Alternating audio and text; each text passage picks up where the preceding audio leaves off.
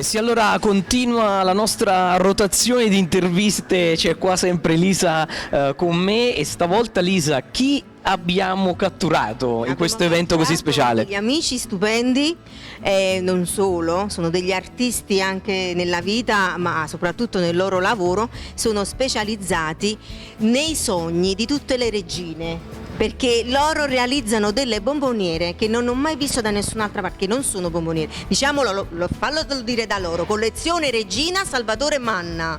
Salvatore, ciao, benvenuto in streetnews.it. Salvatore, e poi c'è anche Annalisa Giovene. Annalisa. Allora, Salvatore, volevo chiederti, ma come si fa ad approcciarsi al discorso bomboniere? Perché so che c'è tutto un mondo, no? E soprattutto come si fa a scegliere? Ecco, sono curioso anch'io di scoprirlo. Certamente, ma diciamo oggi per fortuna nostra, tra virgolette, la bomboniera non esiste più, perché è un regalo, è un dono, un cadeau che si sceglie per donarlo agli invitati, e quindi la bomboniera ha adottato il regalo, il mondo del regalo, e l'ha fatto diventare bomboniera. Infatti, come vediamo, sono bellissime. La bomboniera è un messaggio che resta della festa.